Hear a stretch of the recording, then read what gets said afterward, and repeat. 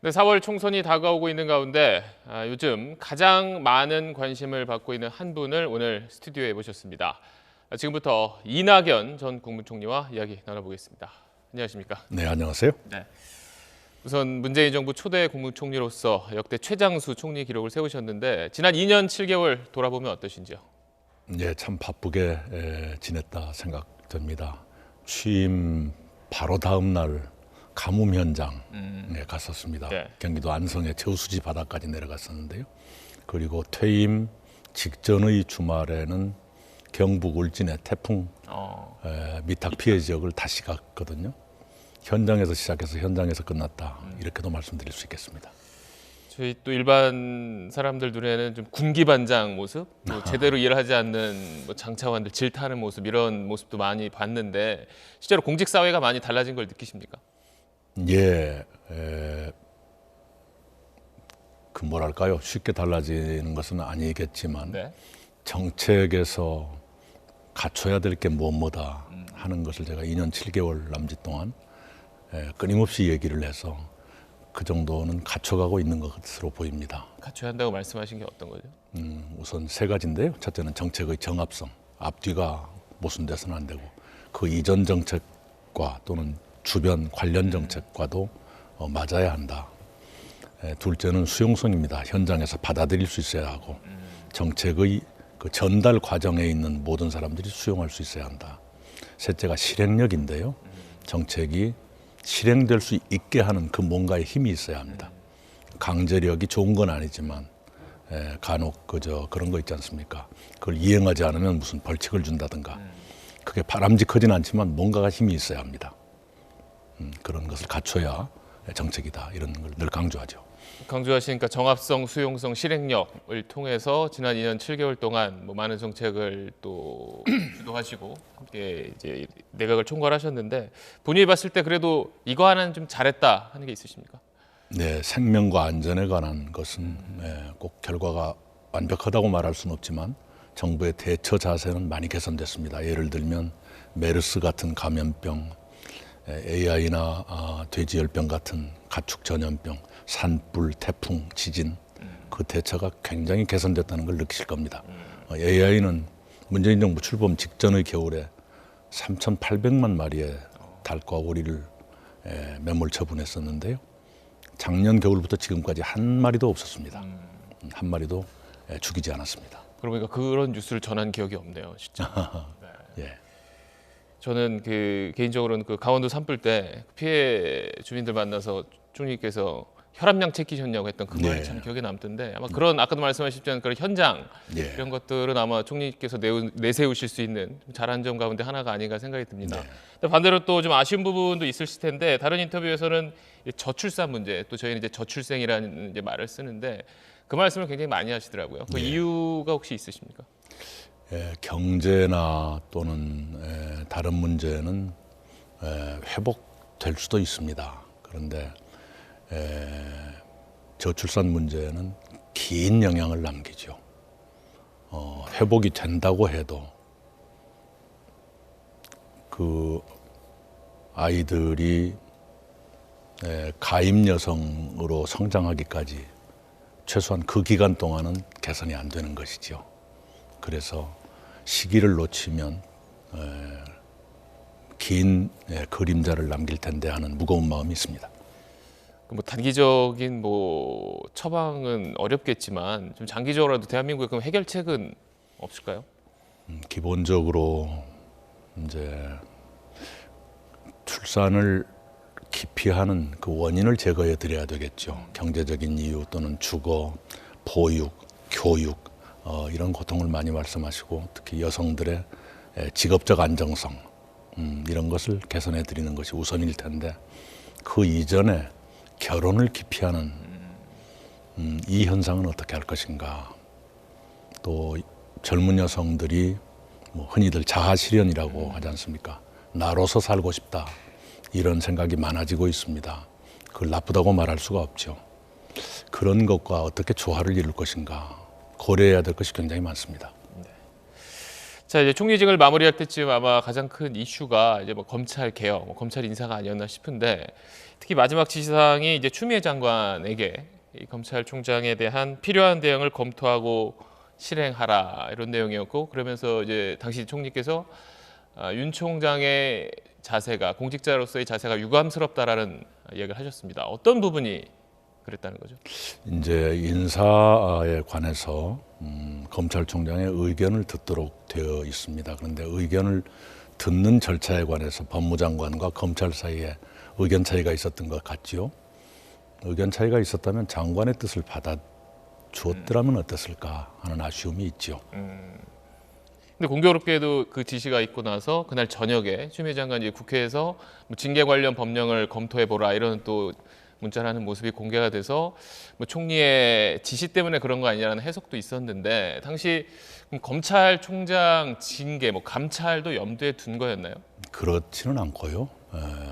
법무장관이 책임자니까 그 이후로 우려될 수 있는 상황들이 있지 않습니까? 그런 상황을 잘 관리해달라는 일반적인 주문이었죠. 네, 그 징계라든가 이런 거 제가 잘 알지 못합니다. 알겠습니다. 이제 총선 이야기 좀 해보겠습니다. 예. 아마 요즘 가장 많이 받는 질문이고, 오늘도 아마 국회에 가시면 또 많이 들으실 텐데 명확한 답은 하지 않고 계십니다만 예. 한 번 더 여쭤보겠습니다. 종로로 나가십니까? 예, 2월 초에 제가 종로로 이사하는 건 사실입니다. 그런데 출마 여부나 이런 것은 최종적으로 당에서 정하게 되어 있죠. 네. 근데 이제 저희 이제 취재 기자들의 취재한 내용에 따르면 당은 이낙연 전 총리 본인 의견이 가장 중요하다 이런 예. 의견을 낸 걸로 알고 있는데요. 네. 어떤 역할을 하고 싶으십니까? 역할 또한 당과 상의해야 되겠죠. 제가 하고 싶다고 하고 하기 싫다고 말고 그럴 수 있는 문제가 아니죠. 그러나 분명한 것은 당이나 저나 무엇을 바라고 무엇을 걱정하는가 하는 것은 다르지 않을 것입니다. 네. 가장 뭐 많이 나오는 이야기 가운데 하나가 또 이제 종로 출마와 함께 당 안팎에서는 좀 선거대책위원장을 맡아서 뭐 좀 선거를 총 지휘해야 하는 것 아니냐는 이야기도 있던데요. 만약에 선대위원장 제안이 온다면 수락하시겠습니까? 당에서 요구하면 해야 되겠죠.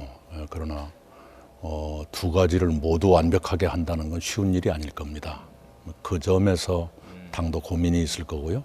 저 역시 걱정하고 있습니다. 또 지역구를 나서다 보면 아무래도 또 그 본인 네. 선거가 있다 보니까. 예. 이 종로 이야기가 나오면 또 역시 자주 거론되는 사람이 이 황교안 한국당 대표입니다. 황 대표도 뭐 어제도 뭐 이제 당의 결정에 따르겠다고 답을 피했는데, 만약에 두 분이 이제 전직 총리끼리 맞대결이 성사가 된다면 어떤 승부를 하시겠습니까? 예, 그건 가정을 전제로 한 말씀인데요. 네. 제가 미리 생각하고 있는 것은 아닙니다. 그건 평론가들이 할 일 같습니다. 알겠습니다. 사실 이번 총선은 이제 또 하나 변수라고 할 수 있는 게 이제 선거제가 달라진 부분이잖아요. 이제 연동형 비례대표제. 그래서 민주당도 비례대표 의석은 지난 선거보다 줄어들 수 있다 이런 전망이 나오고, 그래서 한국당은 아예 비례전담 정당을 만들겠다고 해서 지금 뭐 여러 이야기가 있는데, 여기에 대해서 어떻게 생각하시고 또 대응 방안이 있다면 어떤 게 있을까요? 네, 그 기본적으로 꼼수죠. 네. 한국당에. 아니 그 비례만을 위한 위성 정당을 만든다는 것, 그 누구든 간에 그런 생각을 한다는 것 자체가 편법이죠. 그리고 선관위가 법적인 판단을 이미 내렸고요. 국민들은 정치적 판단을 하게 될 것입니다. 네. 민주당은 뭐 그런 정당을 만들거나 그럴 생각이 없고, 뭐 그렇게 따로 대응하실 계획은 없다라고 봐도 될까요? 그러지 않을 겁니다. 네, 그런 짓을 해서 되겠습니까? 네. 알겠습니다. 총선 앞두고 이제 뭐 당에서도 이제 어제 1호 공약이 나왔고, 또 인재 영입도 계속 이루어지고 있는데, 이번 총선의 시대 정신이 이제 신뢰라는 말씀도 얼마 전에 하셨던데, 지금 민심이 원하는 것 뭐라고 생각하십니까? 예, 여러 여론조사에서 드러나고 있는 것처럼 경제, 공정, 평화 등등이 아닐까요? 그리고 그 바탕을 이루는 것이 어떤 정당이, 그리고 어떤 지도자가 더 믿음이 가는가의 경쟁이 될 것이다, 이렇게 보고 있습니다. 이번 총선에서 이제 청와대 출신이 굉장히 많이 출마할 예정입니다. 이미 예비 후보로 등록한 분도 계시고, 사실 뭐 국정을 운영한 경험을 국민에게 쓴다는 건 물론 이제 긍정적인 부분도 있지만, 어떻게 보면 이제 청와대 출신이라는 걸 좀 너무 이용하는 것 아니냐라는 뭐 당내 또 밖에서의 또 불만이 있을 수 있는데 지금 이제 민주당에 속한 분으로서 또 이제 어떻게 보면 정치 대선배로서 여기에 대해서 좀 해줄 말씀이 있으실 것 같습니다. 당에서 잘 판단할 겁니다. 공정해야 한다는 요구가 있고 또 선거에서 이길 사람을 내보내야 된다는 요구도 있죠. 그것을 어느 선에서 좋아할 것인가 당에서 판단하고 있을 겁니다. 이제 총선도 아직 치르기 전이라서 이른감이 없지 않아 있지만 저희 올해 뭐 신년 여론조사에서도 그랬고 대선 후보 지지율, 대선 주자 지지율 계속 1위를 달리고 있습니다. 기분이 일단 어떠십니까? 예, 얼떨떨하지요. 네, 과분하고요. 그렇게 생각합니다. 근데 왜 그러면 많은 분들이 이낙연 전 총리를 1위로 뽑고 있다고 생각을 하십니까? 그것 또한 제가 어떻게 알겠습니까? 그러나 보도나 평론가들의 얘기에 따르면 뭐 신뢰감, 안정감, 균형감 등등으로 분석하는 것 같습니다. 대통령하고 이제 그제 만찬하셨죠, 이제 정세균 네. 신임 총리와 함께. 네. 대통령께서 그때 어떤 말씀하시던가요? 네, 그 자리에는 영부인도 함께 계셨습니다. 그래서 흔히 무슨 억측하듯이 뭘 토론하거나 뭘 지시하시거나 그런 분위기는 아니었고요. 그동안에 수고했다, 앞으로 잘해보자, 그 정도의 덕담이 오가는 자리였습니다. 정세균 총리에 대해서는 주민과 참 소통 잘하시고 부지런하시다 하는 칭찬을 하셨고요. 저에 대해서는 현장 많이 다녔다 하는 칭찬을 하셨습니다. 뭐 총선에서 역할이라든지 그 이후에 대한 뭐 이야기는 없으셨나요? 별로요. 네. 알겠습니다. 뭐 막걸리도 같이 좀 드시고요. 예. 이제 문재인 대통령 이제 공약 가운데 뭐 실현된 부분도 있고 이제 되지 못한 부분도 있는데 이제 대표적인 게 개헌인데요. 예. 아직 뭐 사실 개헌은 논의가 많이 있었지만 정치권에서 이렇게 그다지 진전이 없는 상황인데 만약 총선 이후에는 좀 야당과 이 부분에 대해서 이야기를 나눌 의향이 있으십니까? 예. 우선은 정부, 즉 개헌 발의자는 정부가 아니라 대통령과 국회뿐인데요. 대통령께서 지난 재작년이었나요 벌써 개헌안을 내셔서 국회로부터 거부당했지요. 그런 처지에 대통령께서 다시 개헌안을 제안한다는 것은 자연스럽지가 않습니다. 그리고 그런 에너지가 남아있다고 보이질 않고요. 국회에서도 마찬가지고요. 국회는 발의권이 있기 때문에 당연히 논의되면 어떤 절차가 진행될 수 있다고 생각합니다. 단지 그 정도로 우리 정치 문화가 성숙했을 것인가, 선거 후에 그 정도로 성숙할 것인가 하는 것은 좀 지켜봐야 되겠고요. 왜 이런 말씀을 드리냐 그러면 그동안에 9번의 개헌이 있었습니다만 9번 모두 외생적 에너지, 혁명이 났다든가 쿠데타가 났다든가 또는 시민들의 봉기가 있었다거나 이런 외부적인 요인에 의해서 개헌이 이루어졌습니다. 이번에 처음으로 정치권 내부의 에너지로 개헌을 해야 되는데 그런 에너지가 과연 있느냐, 그런 역량이 과연 있느냐. 제가 그 18대 국회 때부터 헌법연구반의 공동대표로 활동을 하고 이렇게 두꺼운 책 2권을 냈었어요. 그때 보면은 개헌에 찬동한다 또는 함께 해보자 하는 분이 180명이 넘었는데도 안 돼요. 막상 하려고 그러면 안 됩니다. 그만큼의 국가 운영의 기본에 대한 합의를 이룰 만한 역량이 그 당시에는 없었던 것이죠. 네, 선거 후에 그게 생길 것인가? 생긴다면 좋은 일이라고 생각합니다.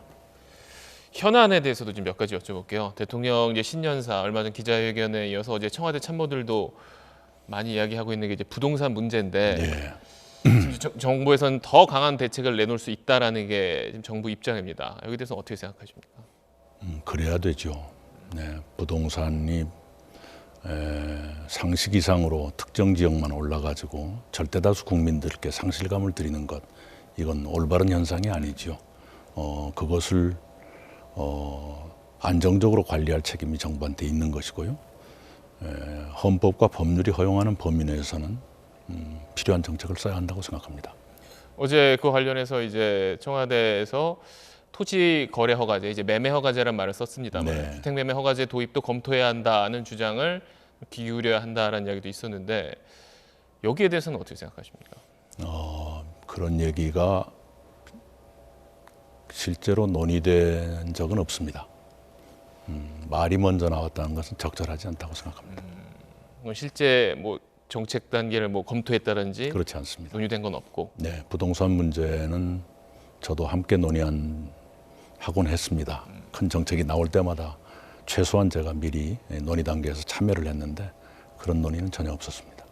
그리고 또 하나 이제 이번 선거에서 많은 사람들이 얘기하는 게 이제 젊은 층의 네. 선택이 중요하다는 얘기를 많이 하잖아요. 아무래도 네. 일자리 문제라든지 아까도 말씀하셨지만 젊은 층이 이제 결혼을 기피하는 문제 이런 문제에 대해서 과연 그들의 생각, 그들의 민심을 어떻게 다독여 줄 것인가에 대한 것도 이제 중요한 문제가 될 거라고 하는데 총리님 여기에 대해서는 개인적으로 어떤 생각을 갖고 계십니까? 당연히 당에서도 그 문제를 중요시하고 있고요. 그에 대한 정책을 내놓을 것으로 알고 있습니다. 아, 당에서 정책을 준비하고 있다. 네. 알겠습니다. 또 이제 한반도 문제에 대해서도 대통령도 이제 계속 북미 관계는 북미 관계대로 가더라도 북한과 할 수 있는 건 계속 준비하겠다라고 했었는데요. 올해 한반도 문제에 대해서는 지금 어떻게 흘러갈 거라고 좀 보시나요? 우선 작년 연말에 이른바 전원회의를 여러 날 북한이 했죠. 그리고 그 대신에 신년사는 발표하지 않았습니다. 네, 그 전원회의 결과를 보면 우리가 기대했던 것만큼 그 완화된 태도는 아니지만 가장 우려했던 강경 선회 그것도 아닌 그런 선에서 나왔죠. 말하자면 작년 하반기의 기조가 당분간 유지될 것 같은 그런 느낌입니다. 어찌되었건 지금의 불안정한 평화를 안정되게 만들 시기가 됐고요. 그런 점에서는 남북 관계가 할 수 있는 역할을 해야 한다고 생각을 합니다. 이제까지는 주로 북한 핵 문제는 미국이 북한과 직접 협의하고 그 나머지 남북 관계 그리고 한미 공동성명에 따르면 평화통일의 여건 조성 이것은 한국이 주도하는 것으로 되어 있습니다만은 그 역할이 북미 관계에 좀 눌려 있었던 것이 사실입니다. 그래서 우리가 미국과 협의해 가면서 한국이 북한과의 사이에서 할 수 있는 일은 해가는 것이 옳다 이렇게 생각을 합니다. 자, 좀 정리하는 의미에서 이번 20대 국회가 많은 사람들이 최악의 국회라고 이야기하는 이유 가운데 하나가 전 정치인들의 말이 너무 험해졌다 이런 생각을 하거든요. 그래서 정치가 아니라 뭐 역치라는 말까지 있던데 과거 워낙 유명한 대변인으로서도 이름도 많이 날리셨고 이제 품격 있는 언어를 쓴 걸로 이제 많은 사람들이 평가를 하는데 20대 국회에서 그런 험한 말들 이런 것들 좀 어떻게 하면 바꿀 수 있을지 좀 정치 선배로서 좀 한 말씀 해주시죠. 예, 그 일본에서 이런 조사가 있었어요. 고이즈미 중이치로 총리의 인기에 힘입어서 갑자기 당선된 분들을 고이즈미 키즈라고 불렀습니다. 근데 그분들 중에 재당선 되신 분도 있고 한 번으로 끝난 분도 있는데 한 번으로 끝난 분들은 어떤 분이었던가를 조사한 게 있습니다. 1번이 거친 말 한 사람이에요. 그리고 2번이 자신 없어 보이는 사람. 겸손하다는 것과 자신 없어 보인다는 게 좀 다르지 않습니까? 네, 이 말씀을 제가 드리고 싶어요. 그래서 그 말은 험한 말을 하는 사람은 장수하지 못한다. 정치 생명이 길지 못하다. 예. 그럼 21대 국회에 들어가신다면 어떤 정치를 하고 싶으십니까? 제가 총리로 일하면서 국민들께서 정치에 대해서 품고 있는 갈망이 무엇인가 하는 것을 어느 정도 감지했습니다. 두 마디로 요약하자면 신뢰와 품격입니다. 그것을 다시 세우는데 노력하겠습니다. 신뢰와 품격. 네.